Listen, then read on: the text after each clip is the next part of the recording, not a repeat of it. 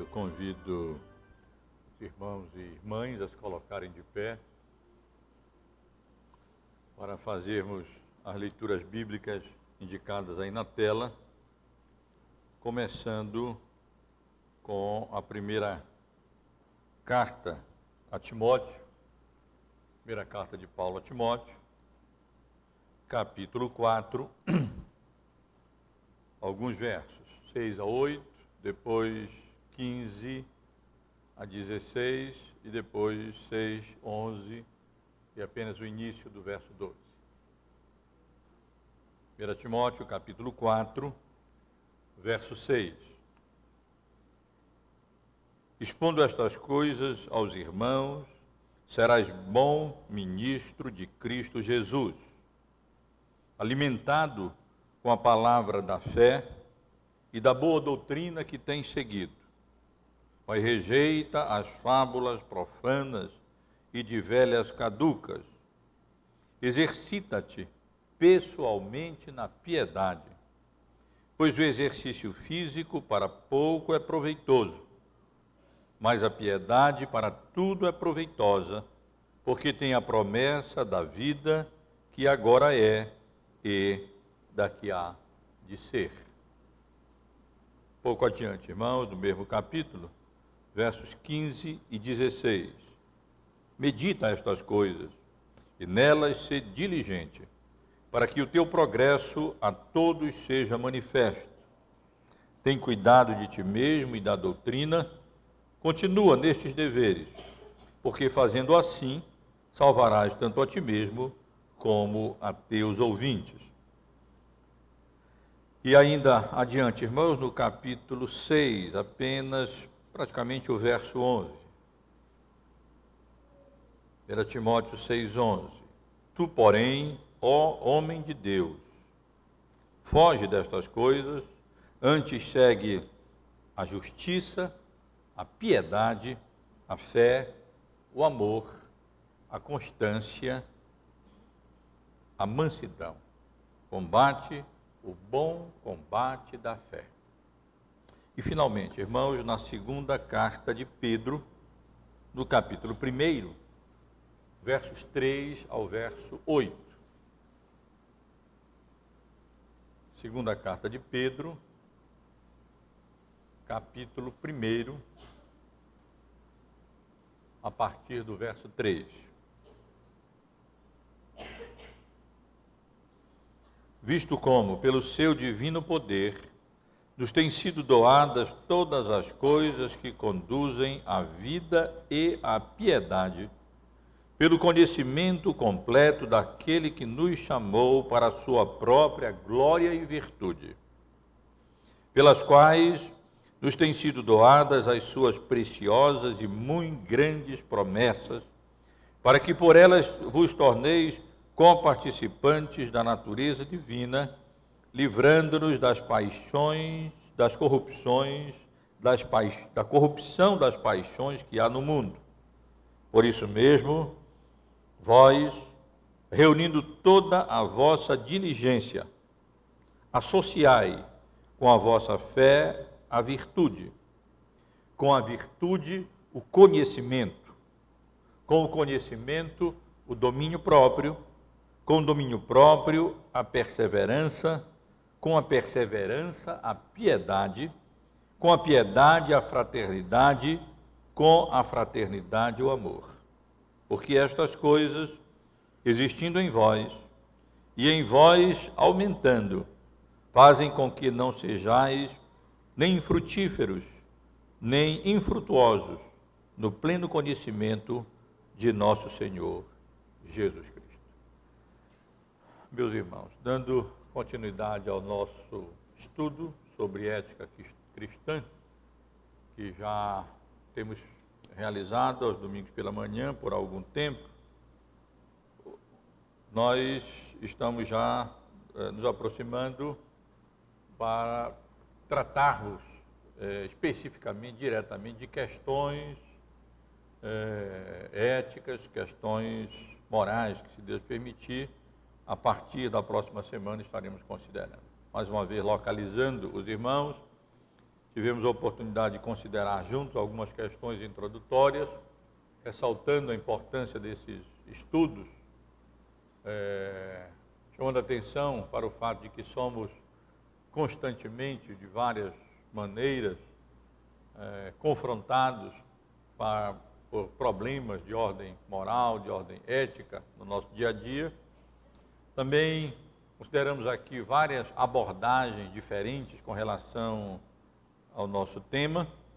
E depois, então, passamos a considerar vários princípios de ética cristã que eu espero venham a dirigir e nortear o estudo de casos éticos que nós estaremos considerando a partir do próximo domingo, se Deus assim permitir. Dentro dessa parte que nós hoje, com a graça de Deus, estaremos concluindo sobre princípios de ética cristã, nós consideramos juntos aqui as pressuposições bíblicas, teológicas da ética cristã, refletimos sobre o uso correto, o uso adequado da Bíblia no que diz respeito ao nosso posicionamento acerca de questões morais. Tratamos também do papel da consciência e papel da razão na ética cristã. Consideramos ainda as questões ditas indiferentes, ou adiáfora, aqui também em um desses domingos, quando tive a oportunidade de chamar a atenção para o fato de que, para nós crentes, nada há de indiferente. Não somos autônomos, Deus é soberano sobre toda e qualquer área da nossa vida. Consideramos também a possibilidade de haver conflito de deveres, quando aparentemente dois deveres se contrapõem. E concluímos que, na realidade, esses conflitos são aparentes, porque a lei de Deus não se contradiz, ela não se contrapõe. Os homens, sim, pecadores, que nos colocam em situações que parecem significar conflitos de deveres. Basta lembrarmos que, se necessário for, teremos que pagar o preço. E pode acontecer que tenhamos que experimentar provações, privações, sofrimentos. A igreja primitiva ilustra que até morte podemos esperar, como consequência da fidelidade, nossa fidelidade a Deus e a sua palavra. Mas também, por outro lado, temos que ter compreensão de que alguns mandamentos bíblicos, preceitos bíblicos, têm limites, né? Como, por exemplo, a autoridade das autoridades civis, dos pais, por exemplo, também, não é ilimitada. Essas autoridades são limitadas pela autoridade de Deus. Portanto, antes importa obedecer a Deus do que aos homens. E no domingo passado, consideramos aqui a questão da legitimidade das concessões, vou já mencionar rapidinho, e quero hoje, meus irmãos, tratar do nosso último tema, nosso último assunto, dentro desses princípios de ética cristã. É com base nesses princípios que, se Deus permitir, a partir do próximo domingo, nós estaremos procurando aqui estudar e refletir e pensar as várias questões éticas que nos confrontam, envolvendo desde antes do nascimento, a concepção, até a morte, sepultamento, durante toda a existência da nossa vida, aquelas questões mais fundamentais e que nos confrontam aí durante a nossa vida. No domingo passado, apenas para localizar os irmãos, refletimos sobre a legitimidade de fazermos ou abrirmos concessões no que diz respeito em questões relacionadas à ética cristã. Nós vimos que neste mundo pecaminoso, a realidade é que nós somos obrigados a fazer concessões, isto é, ocasionalmente nós somos obrigados a aceitar menos do que as nossas convicções nos ditam, à luz das Escrituras, à luz da Bíblia. À luz da Bíblia, podemos estar convencidos que o melhor caminho para os nossos filhos, para os alunos, a questão dos professores, para a igreja e assim por diante, seria determinado caminho moral, curso de ação moral. Entretanto, diante das oposições, das resistências, inevitavelmente, e da pecaminosidade do coração humano, inevitavelmente, às vezes, nós somos obrigados a fazer concessões. Elas são legítimas, essas concessões, quando necessárias, quando não se referem a questões essenciais,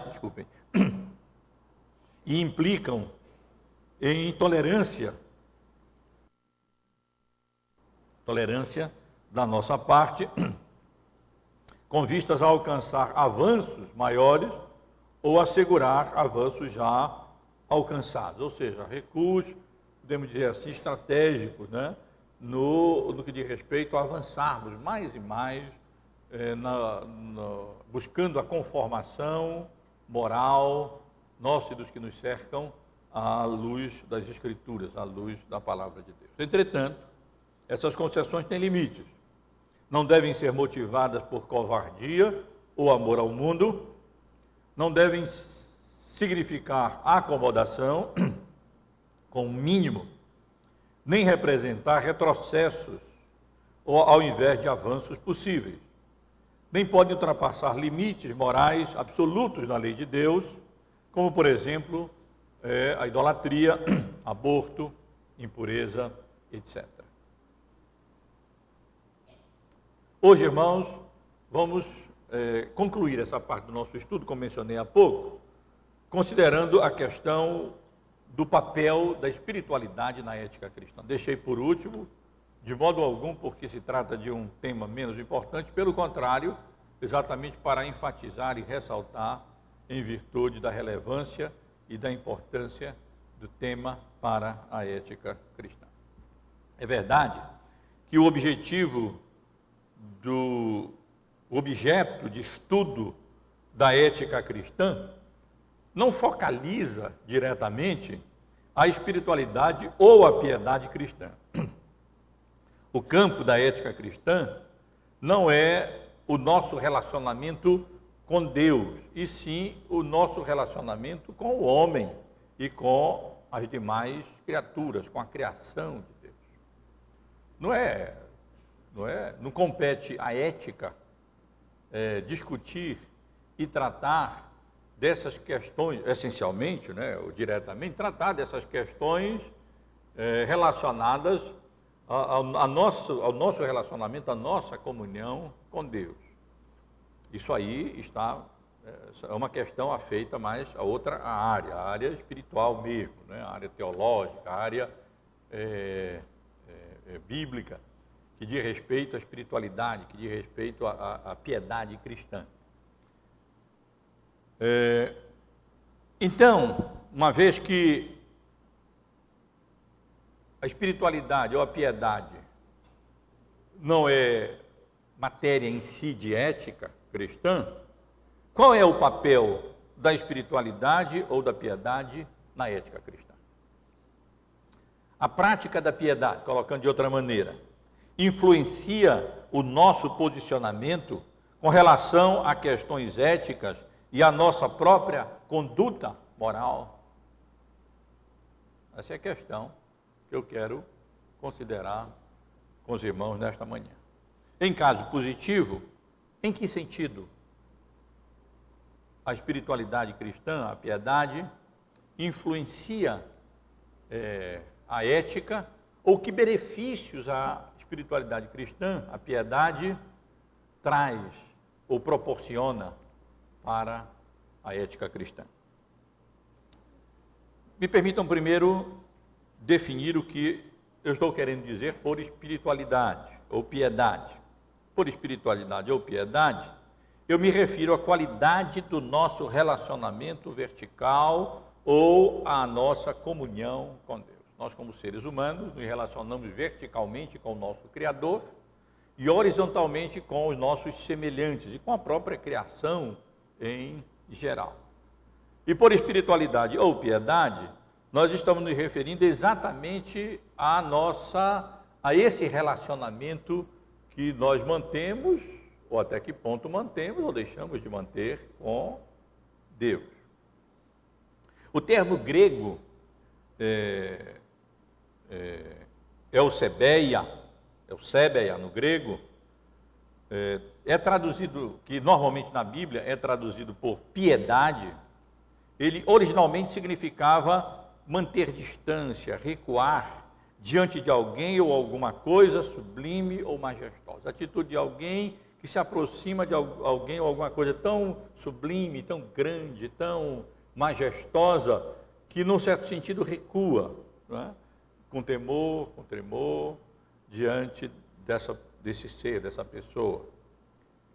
Podemos definir, portanto, espiritualidade ou piedade como aquele misto de amor e temor a Deus, que leva uma pessoa a consagrar-se de coração a Ele, sendo alcançada essa piedade mediante o cultivo do coração e, como lemos em Timóteo, o cuidado de si mesmo. Duma, um autor reformado que eu tenho mencionado, porque é um dos grandes autores, tem várias obras escritas sobre o campo da ética, talvez duas das principais sejam um livro dele sobre princípios de ética cristã, a conduta responsável, seria mais ou menos a tradução, e um outro sobre um comentário, vamos dizer, ético, sobre os 10 mandamentos. Ele define, nesse contexto, a espiritualidade como o exercício e reflexão sobre a nossa comunhão com Deus triuno. O exercício e a reflexão sobre a nossa comunhão com Deus.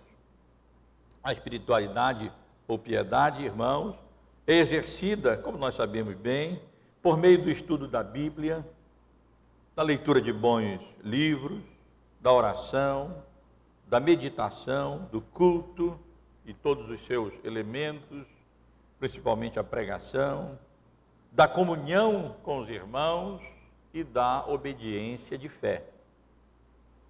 Esses são meios através dos quais o nosso relacionamento com Deus é estreitado, é intensificado e a nossa comunhão com Ele é aumentada. Quanto mais e melhor nós lemos a Bíblia, quanto mais bons e melhores livros nós lemos, quanto mais tempo e melhor oramos, quanto mais e melhor meditamos, quanto mais cultuamos e melhor cultuamos e adoramos a Deus, quanto mais e melhor mantemos comunhão com os nossos irmãos e irmãs, quanto mais e melhor nós obedecemos por amor a Deus, pela fé que temos nele, aos mandamentos de Deus, os irmãos e irmãs podem estar certos, sem nenhum mirabolismo, não sei se a palavra é essa, né? Sem nenhuma atitude mirabolante, né? A nossa comunhão com Deus se estreita. Entre os benefícios que a espiritualidade ou a piedade proporciona, estão à luz da Bíblia o amor fraternal, o amor e temor a Deus, a sinceridade, a fidelidade, a mortificação da carne, a disposição para servir a Deus e a igreja e obediência à vontade de Deus revelada na sua palavra, enfim, santidade. Ou seja, quanto mais nós usamos os meios que Deus nos dá, mencionados há pouco, a leitura da Bíblia, de bons livros, presença aos cultos, a oração, a meditação, a comunhão com os irmãos, a obediência, mais nós alcançamos mais aumenta a nossa comunhão com Deus.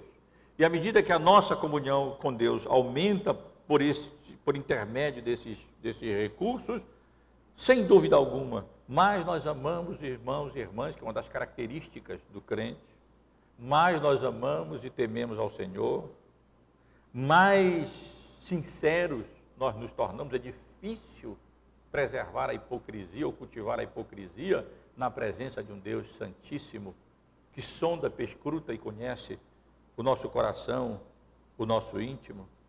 Mais nós somos fiéis a Ele, mais aumenta a nossa disposição para mortificarmos a carne, a nossa natureza pecaminosa, sede santos, porque eu, Senhor vosso Deus, sois santos. Mais nós nos dispomos com alegria a servir a Deus, servindo a sua igreja, a obedecer a sua vontade revelada. Enfim, meus irmãos, mais nós crescemos em santidade. E santidade é um conceito moral. Mais nós crescemos em pureza, mais nós crescemos em fidelidade a Deus. Um pequeno histórico sobre o papel da espiritualidade na ética cristã, particularmente na posição reformada. Na tradição reformada, é muito interessante estudar esse assunto, porque inicialmente a ética, o estudo da ética, incluía 2 departamentos, 2 áreas. A casuística, o termo latino era utilizado, theologia moralis, que trata dos casos particulares, questões morais, que nós estaremos considerando aqui, especialmente a partir do próximo domingo, mas também incluía o estudo da espiritualidade ou piedade, aquilo que se chamava em latim de teologia ascética. Ascética, deixe-me logo esclarecer, no sentido básico do termo grego, de onde o termo latino vem, o verbo grego askel, que não significa essencialmente abstinência, como nós poderíamos ser levados a imaginar, mas sim treinar-se, esforçar-se, fazer o melhor, como por exemplo o verbo grego é usado em Atos, no capítulo 24, no versículo 16, quando Paulo diz: por isso também me esforço por ter sempre consciência pura diante de Deus e dos homens. Quando Paulo diz, por isso também me esforço, ele usa o verbo grego askel, que dá origem ao termo latino e ao termo português, né, semelhante, ascético. Não no sentido apenas, esse esforço, esse treinamento espiritual, esse preparo espiritual, ele não deve ser encarado, portanto, apenas no sentido negativo, de não fazer isso, não fazer aquilo, ou então nos tornarmos reclusos, não. Mas sim no sentido positivo, de nos treinarmos, de nos esforçarmos, de nos empenharmos para crescermos no que diz respeito ao nosso relacionamento e à nossa comunhão com Deus. Vejam só, o tratamento da ética, séculos atrás, no meio reformado, tinha, portanto, esses dois departamentos. A teologia moralis, que estudava os casos éticos, mas paralelamente a isso, a teologia ascética, ou seja, o cultivo da espiritualidade, da piedade cristã. E o conteúdo da teologia ascética incluía temas como a oração, a meditação, a contrição, jejuns, votos, solicitude, da ideia de que nós precisamos, às vezes, estar sozinhos, sim, para orar, buscar a Deus, na solitude do nosso quarto. A questão da tentação, da leitura da Bíblia, o bom uso do dia do Senhor, e a eutanásia no sentido reformado, no sentido bíblico, né? A arte de morrer bem. Não tem nada a ver com a eutanásia, como é utilizado aí, né? Mas a eutanásia no sentido reformado, da nossa tradição puritana, que se preparavam para morrer bem, para quando chegar aquele dia que o Senhor nos chamar, nós possamos morrer, saber morrer, morrendo bem, uma boa morte, nesse sentido, uma eutanásia. Menciono aqui o nome do Voetius, um autor holandês, porque ele, na época, escreveu um livro exatamente tratando desse assunto, sobre teologia ascética. Evidentemente que tudo na vida representa perigos também, problemas também. E a espiritualidade ou a piedade representa alguns perigos, além de benefícios, que nós vamos ressaltar depois. Os perigos que a história nos mostra, e até por essa razão, a teologia cética saiu, historicamente, do departamento da ética, na teologia, no tratamento da ética reformada, na abordagem reformada. Existem alguns perigos relacionados à espiritualidade. Um deles é o misticismo, ou seja, a pessoa alcançar ter uma visão espiritualista do mundo e da vida, acima e distante da vida natural. Não é hora para a gente detalhar muito isso, mas esse é um perigo da espiritualidade. A pessoa confundir uma vida espiritual com espiritualismo.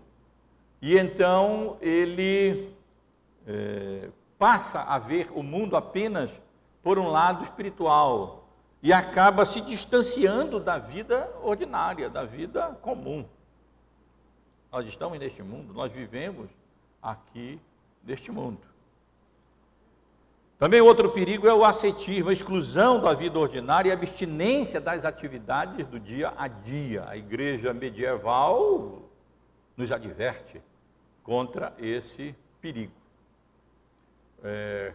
Com o propósito de cultivar a piedade, propósito bom, propósito sadio, eles exageraram ao ponto de se excluírem do mundo, se tornarem reclusos em monastérios e ali passarem a vida toda apenas orando e lendo a Bíblia e cultivando atividades espirituais, mas se afastando e se apartando do mundo. É bom lembrar que Paulo diz que o ascetismo, na realidade, não tem valor algum contra a nossa própria pecaminosidade, a nossa própria lascívia. E o perigo do gnosticismo, ou seja, a valorização do espiritual em detrimento do material, associando o bem ao espiritual e o mal à matéria. Como tantas vezes já chamei a atenção dos irmãos, a encarnação de Cristo derruba o gnosticismo, porque Cristo se fez carne, se fez matéria. Ele assumiu a nossa natureza humana e veio a esse mundo e sem pecado. Um bom exemplo de desvio, dos melhores exemplos de desvio de noção de conceito de espiritualidade, a gente percebe no livro do pietista holandês Theodore A. Brakel.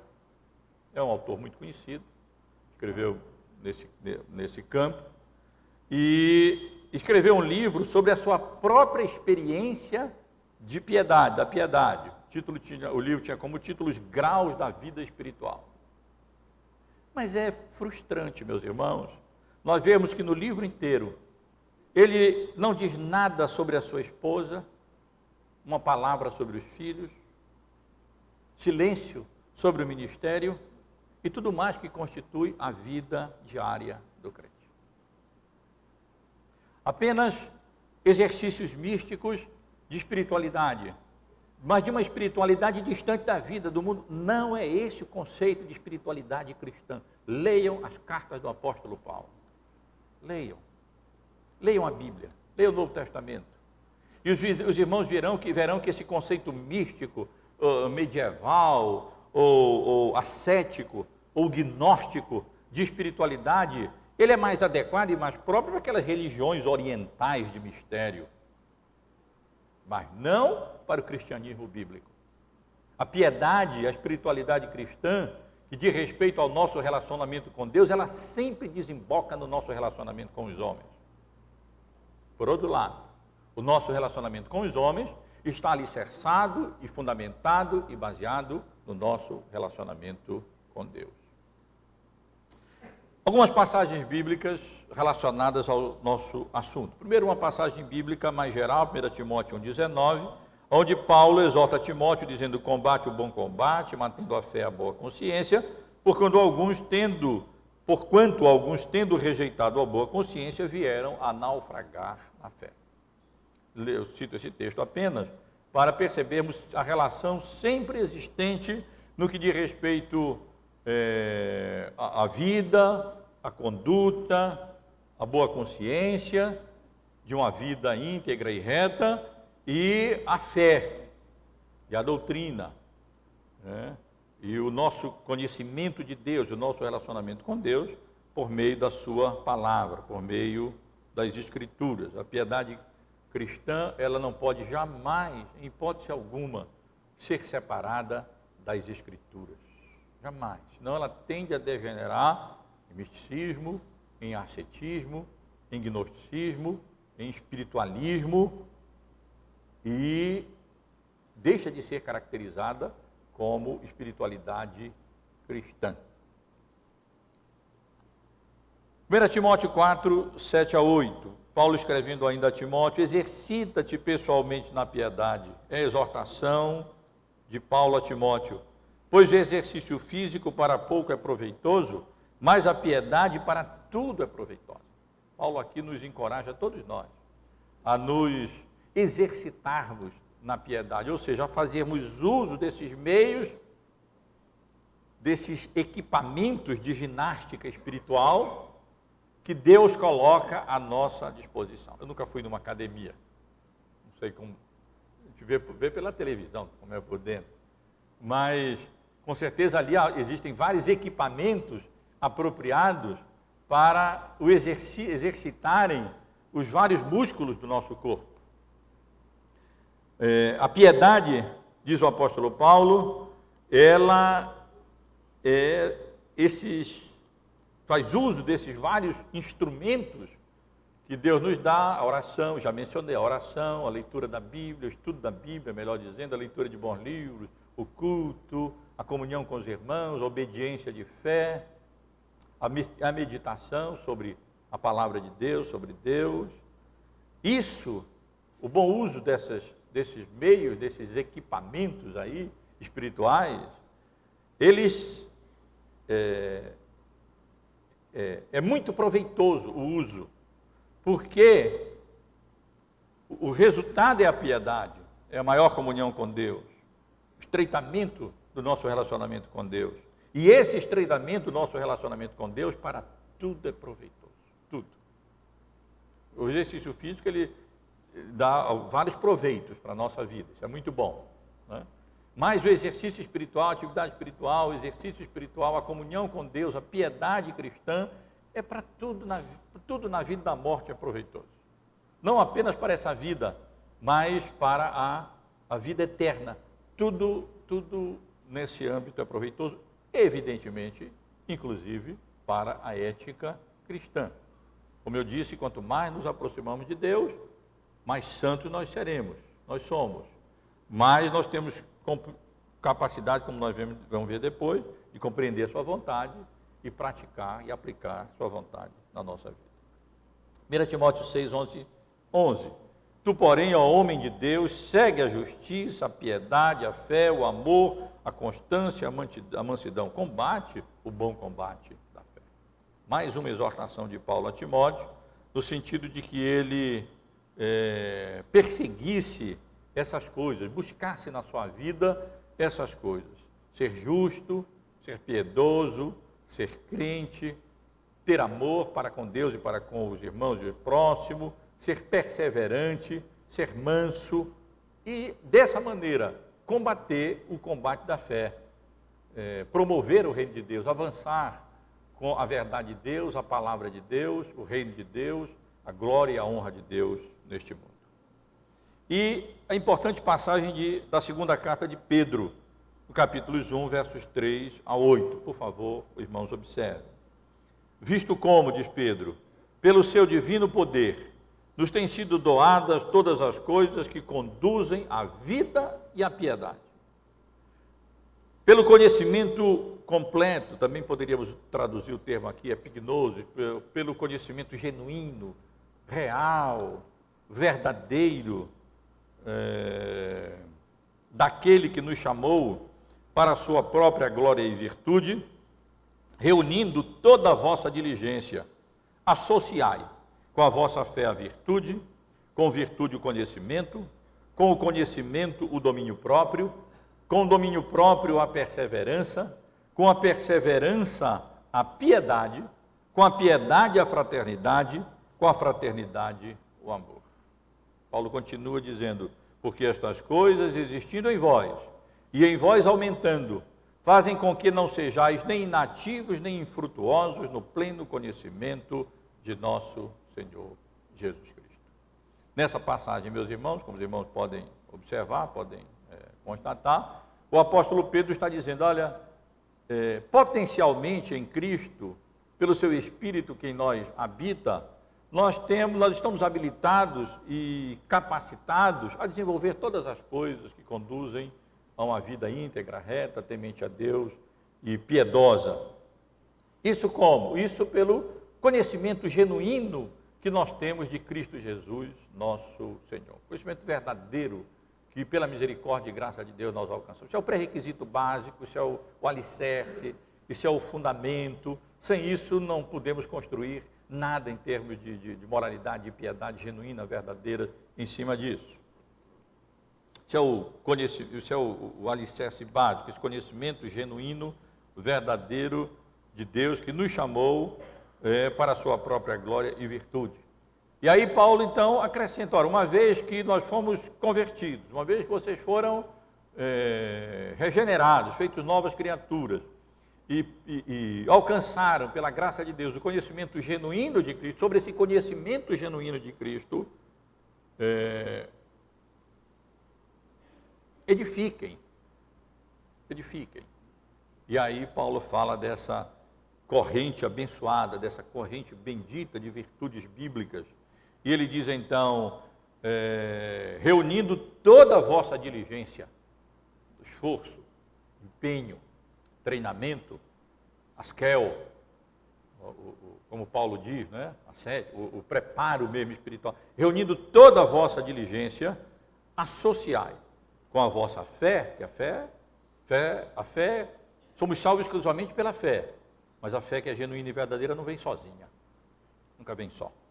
Associai a vossa fé à virtude, com virtude o conhecimento, com o conhecimento o domínio próprio, com o domínio próprio a perseverança, com a perseverança a piedade, com a piedade a fraternidade, com a fraternidade o amor. E aqui Paulo, portanto, associa a piedade à fé, à virtude, ao conhecimento, ao domínio próprio, à perseverança, à fraternidade e ao amor. Essas coisas produzem piedade e, ao mesmo tempo, elas são frutos da piedade. O conhecimento, o domínio próprio, a perseverança, a fraternidade, o amor nutrem a piedade. Ao mesmo tempo, e principalmente, a piedade nutre essas qualidades, essas virtudes cristãs.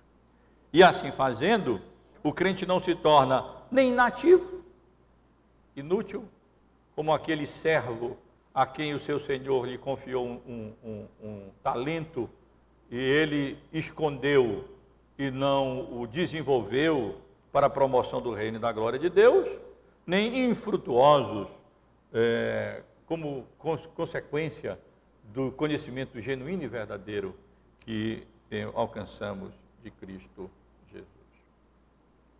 Também, com relação a essa questão do papel da piedade da ética cristã, eu chamo a atenção dos irmãos para as duas tábuas da lei.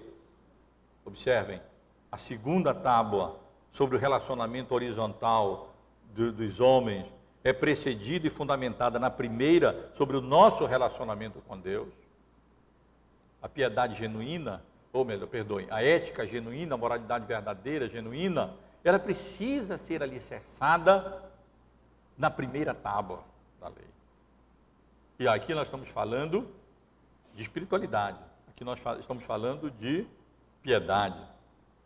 E por outro lado, é exatamente a primeira tábua da lei que fornece o fundamento e o alicerce para a segunda tábua da lei, que os irmãos conhecem bem, e que trata das questões relacionadas ao nosso relacionamento com os homens. honra teu pai e tua mãe, não matarás, não adulterarás, não furtarás, não dirás falso testemunho contra o teu próximo, não cobiçarás a casa do teu próximo, mulher do teu próximo, e assim por diante. Também chama a atenção dos irmãos para a maneira como Jesus sintetizou os 10 mandamentos, dizendo que os 2 grandes mandamentos são amar a Deus acima de todas as coisas e ao próximo como a si mesmo. Mais uma vez, aqui nós somos encorajados a pensar na piedade, ou seja, no amor a Deus acima de todas as coisas, como sendo fundamental e importante para a moral, a ética, amar ao próximo como a si mesmo. Jesus une novamente aqui piedade e moralidade. Ele une novamente espiritualidade e ética. E finalmente, irmãos, as cartas de Paulo. As segundas partes das cartas de Paulo, elas sempre focalizam a conduta cristã e elas sempre estão alicerçadas sobre a primeira parte das suas cartas e focalizando a doutrina e a fé cristã. Essas coisas não podem e não devem ser dissociadas. E nós vemos isso nessas passagens bíblicas que fazem referência à piedade. Vemos isso nas 2 tábuas da lei, a primeira sobre nossa comunhão com Deus, a segunda sobre o nosso relacionamento com os próximos, nos 2 grandes mandamentos. E da maneira como Paulo mesmo, ele não para apenas no nosso relacionamento com Deus, no estudo da teologia, da doutrina, mas ele então diz assim, e aí, então? E agora? E aí ele passa a aplicar. E por outro lado, as cartas de Paulo não são só aplicação, como se fosse apenas um código de conduta moral, não. Estão sempre alicerçadas na doutrina, no conhecimento de Deus, né? Na nossa comunhão com Deus, nas verdades que Deus revela na sua palavra. Os imperativos sempre alicerçados nos indicativos da palavra do Senhor. Mas, meus irmãos, para podermos então chegar no ponto principal dos nossos estudos e procurar responder à questão inicial. Quais os benefícios, ou qual o papel da espiritualidade ou da piedade na ética cristã? Eu relacionei pelo menos 4 benefícios. O primeiro deles é a piedade cristã forma o caráter cristão. A virtude está associada não tanto com o que a pessoa faz, como nós sabemos, mas com o que ela é. Espiritualidade, escreveu Duma, é o suprimento nutricional para a nossa conduta moral e reflexão ética. Ou eu poderia colocar de outro modo. A ética cristã, na realidade, é um subproduto da fé e da comunhão com Deus. Tão importante é a espiritualidade e a piedade para a ética cristã, que nós podemos dizer até que na verdade, a ética, a conduta moral, o nosso posicionamento no que diz respeito a questões morais, que nós estaremos considerando, são subprodutos da nossa fé, são subprodutos da nossa comunhão com Deus, são subprodutos da piedade. Com isso eu estou querendo dizer que, quando nós focalizamos a nossa comunhão com Deus, a piedade, a obediência à vontade de Deus, o culto, a leitura da Bíblia, a oração e por meio daqueles instrumentos que nós já mencionei tantas vezes agora aqui, nós estamos sendo como, claro que em primeiro lugar, nosso conhecimento, nossa comunhão com Deus é estreitada e tudo, mas então nós vamos nos habilitando tanto a compreender qual é o posicionamento correto do crente no que diz respeito a essas questões, como também nós vamos nos capacitando e habilitando a praticá-las, como eu vou mencionar. Isso porque a piedade cristã forma o caráter cristão. E aquilo que o homem, a virtude está mais relacionada, não àquilo que o homem faz, mas àquilo que o homem é. Educar é uma coisa, converter é outra. O que o homem precisa não é simplesmente mudar o seu procedimento, alterar a sua conduta. O que o ser humano precisa é nascer de novo. E se já é crente, o que ele mais precisa é continuar se convertendo, e continuar estreitando mais e mais o seu relacionamento com Deus, amando mais ao Senhor, tendo mais e mais comunhão com Ele, mediante a sua palavra. Portanto, como Duma, nós podemos dizer, a espiritualidade, na realidade, a piedade é o alimento da nossa conduta moral, o alimento da nossa reflexão, da nossa ética cristã.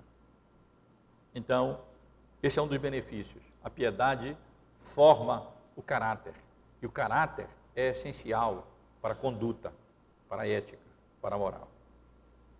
Além disso, meus irmãos, a piedade santifica as nossas motivações. Apesar de não sustentarmos ou subscrevermos a ética situacional ou a ética do amor, que já tivemos a oportunidade de considerar aqui, a realidade bíblica é que sem amor é impossível cumprir a lei e realizar o bem moral. É o que Paulo nos ensina na sua carta aos Romanos, no capítulo 13. Pois quem ama o próximo tem cumprido a lei. O amor não pratica o mal contra o próximo, de sorte que o cumprimento da lei é o amor. Nós não subscrevemos, eu volto a enfatizar, a ética do amor, porque nós entendemos que o amor é o grande mandamento, mas não é o único mandamento. Entretanto, não dá para separar ética das nossas motivações, das nossas intenções, particularmente do nosso amor. Se os nossos atos não forem motivados por amor, dificilmente eles poderão ser considerados atos moralmente bons. Então,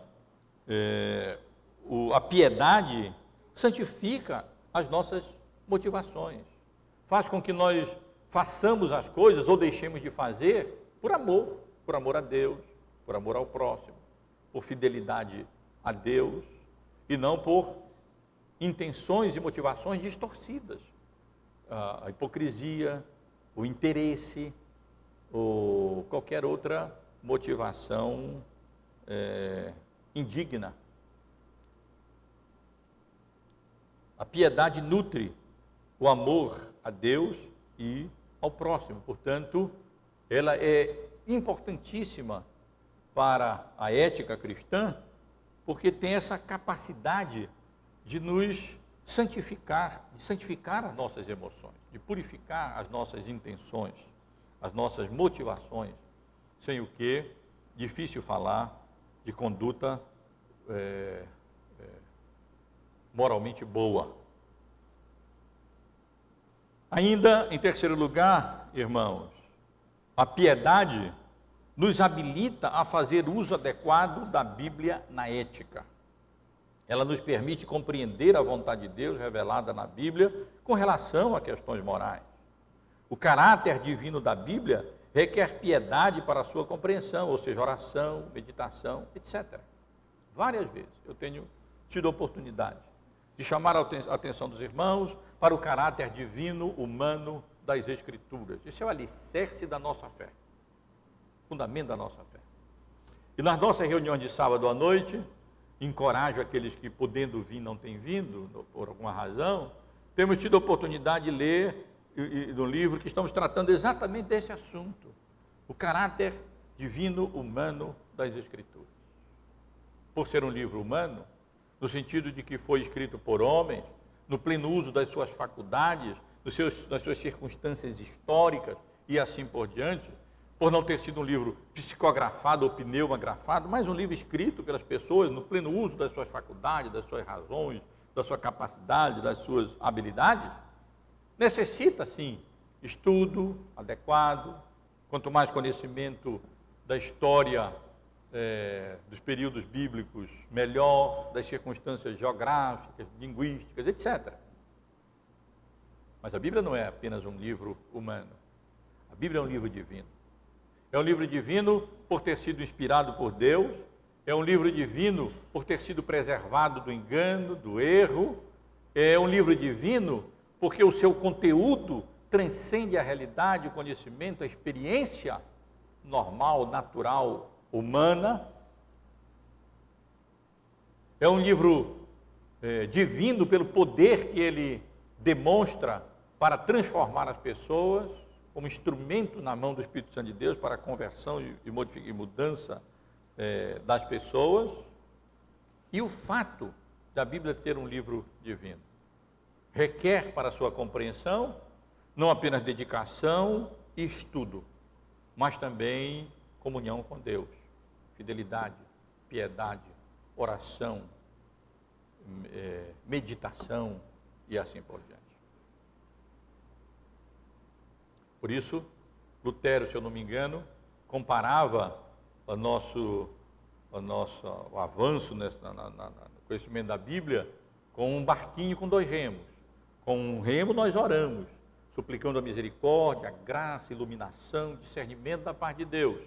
E com o outro lado nós estudamos, trabalhamos, e labutamos, elaboramos mesmo com os recursos que Deus nos tem dado para podermos compreender a sua palavra. Pois bem, meus irmãos, a piedade, a espiritualidade, a oração, a leitura bíblica, a frequência aos cultos, a leitura dos bons livros, tudo isso que nutre a piedade, nos habilita também a compreender melhor a Bíblia, a entender melhor a vontade do nosso Deus, revelada nas Escrituras, inclusive a sua vontade no que diz respeito às questões éticas, às questões morais. Quanto mais piedosos formos, mais habilitados estaremos para compreender a vontade de Deus revelada na sua palavra, mais habilitados nós estaremos para conhecer a vontade moral de Deus, mais habilitados nós estaremos para a reflexão moral, ou seja, para a ética cristã. E finalmente, a piedade ou a espiritualidade também nos encoraja a realizar a vontade de Deus acerca de condutas morais. Somos responsáveis pelas nossas posições morais e condutas morais. É verdade, a Bíblia diz que nós somos responsáveis por isso. Desenvolvei a vossa salvação com temor e tremor.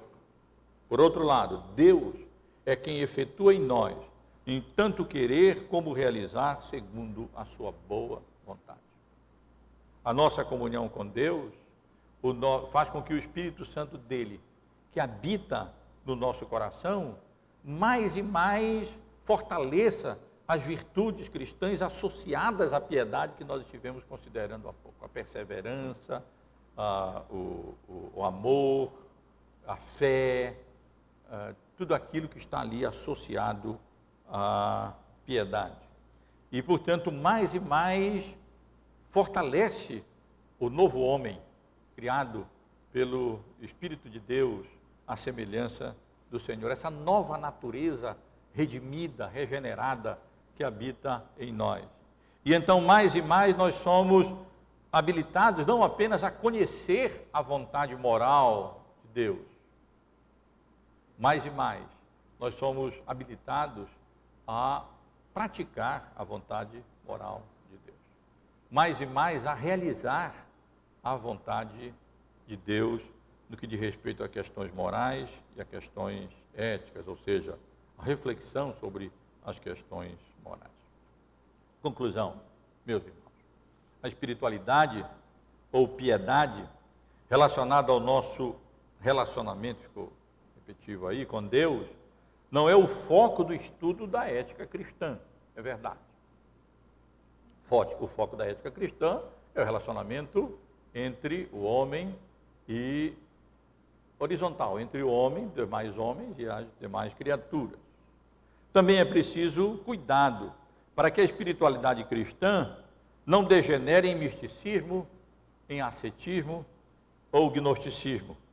Não distancie ou mesmo aliene o crente da vida normal diária, tornando semi-recluso em guetos ou pequeninos mosteiros localizados.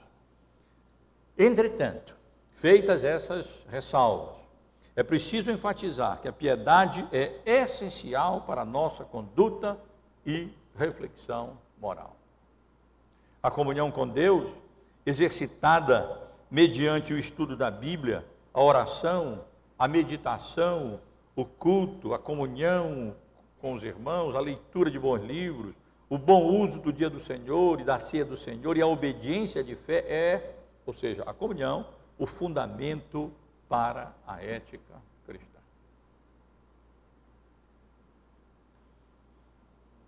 Ela forma o caráter cristão, ela santifica as nossas motivações, ela nos habilita a fazer uso apropriado da Bíblia para compreender a vontade revelada de Deus acerca de questões éticas e ainda nos encoraja e capacita a realizá-la na prática. Concluí apenas citando uma passagem de Paulo na sua primeira carta à igreja de Corinto, como o homem espiritual, nascido de novo, e quanto mais ele se estreita nisso, mais ele conhece a vontade de Deus, mais ele compreende a vontade do seu Senhor, inclusive, é claro, no que diz respeito às questões éticas. Ora, nós não temos recebido o Espírito do mundo, e sim o Espírito que vem de Deus, para que conheçamos o que por Deus nos foi dado gratuitamente. Disto também falamos, não em palavras ensinadas pela sabedoria humana, mas ensinadas pelo Espírito, conferindo coisas espirituais com espirituais. Ora, o homem natural não aceita as coisas do Espírito de Deus, porque eles são loucura, e não pode entendê-las, porque elas se discernem espiritualmente. Porém, o homem espiritual julga aqui é no sentido de avalia, compreende, discerne todas as coisas, mas ele mesmo não é julgado, avaliado, discernido por ninguém. Pois quem conheceu a mente do Senhor, que o possa instruir? Nós, porém, temos a mente de Cristo. Que Deus nos abençoe, meus irmãos, quando a partir do próximo domingo, nós estaremos começando a refletir sobre várias questões morais. Estaremos começando a buscar graça e sabedoria da parte de Deus, e estudando também as questões todas envolvidas nesses temas, para podermos nos posicionar e, mais ainda, praticar a vontade de Deus no que diz respeito a essas questões morais. E a nossa oração é que nós tenhamos a mente de Cristo, a maneira de pensar, não do mundo, porque o resultado do modo de pensar do mundo, da cosmovisão mundana, da mentalidade do mundo, nós conhecemos muito bem. E sabemos que são trevas. A sabedoria do mundo, os sábios do mundo, se fossem sábios, jamais teriam crucificado o Senhor da glória. Então Deus nos dê compreensão, sabedoria, discernimento espiritual e a mente do Senhor Jesus, a mente de Cristo, uma mente que funcione como a mente de Cristo funciona, alicerçada com base nas Escrituras, à luz dos princípios que nós estivemos considerando aqui, para, com a graça dele, nos posicionarmos e, mais do que isso, praticarmos a vontade moral de Deus, uma ética que seja, de fato, genuinamente cristã.